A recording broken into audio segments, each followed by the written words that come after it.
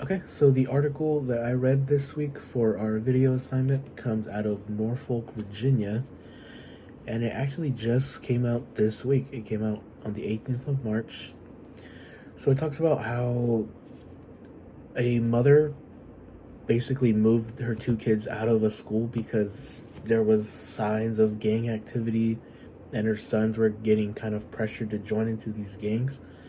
And it wasn't like teenagers that were trying to get them to join these gangs. It was kids who were 12 and under, and the kids basically would tell their parent that, hey, these kids are throwing gang signs at us, they're harassing us, trying to get us to join. Obviously we don't want to join.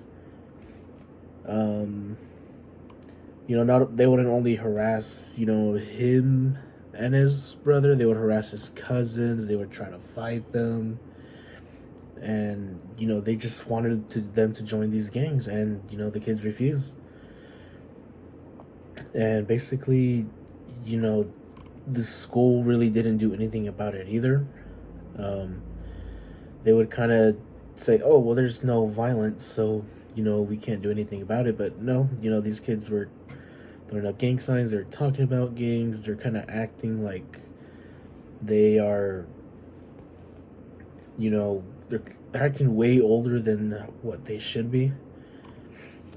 And a lot of people believe, well, not, I'm sorry, not a lot of people, the parents, their grandmother believe that, these kids are learning this from, maybe adults in their home, adults in their neighborhood, because, it's very rare when, kids these age learn these behaviors from, themselves, or they learn it from, they for sure, learn it from people and the environment that they grow up in.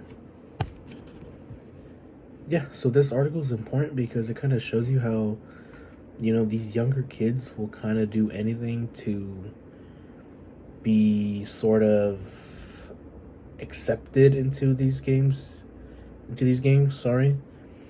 They grow up in these neighborhoods and in these environments where maybe, they're kind of destined to fail because, they're surrounded by a bunch of delinquent activity, or, maybe they're being neglected by their parents. Their parents maybe aren't really paying attention to them or what they're doing, or they don't care what they're doing, or maybe they're not there at all. So what these kids do is they kind of sort of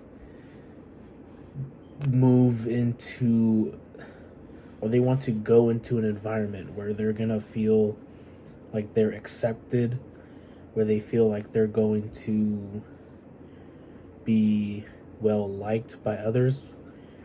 And if that, forces them to go seek acceptance into these delinquent groups, then that's what they're gonna do.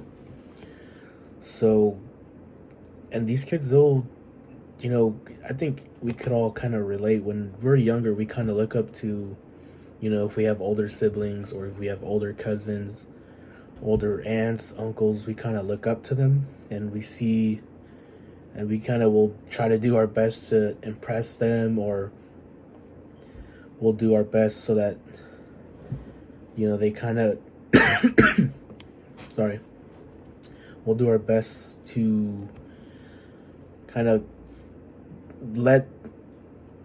we'll do our best to, so that they notice us, and they realize, like, oh, hey, so and so is doing this, that's pretty cool. So they'll kind of, these older, gang members will kind of take advantage of the younger kids and say, hey, if you do this for me, I'll do this for you. Or, hey, if you get this done for me, I'll be really happy with you. So they'll do anything to get that sort of, feeling of success, or the feeling of, okay, maybe I am doing something right here. I want to keep doing this.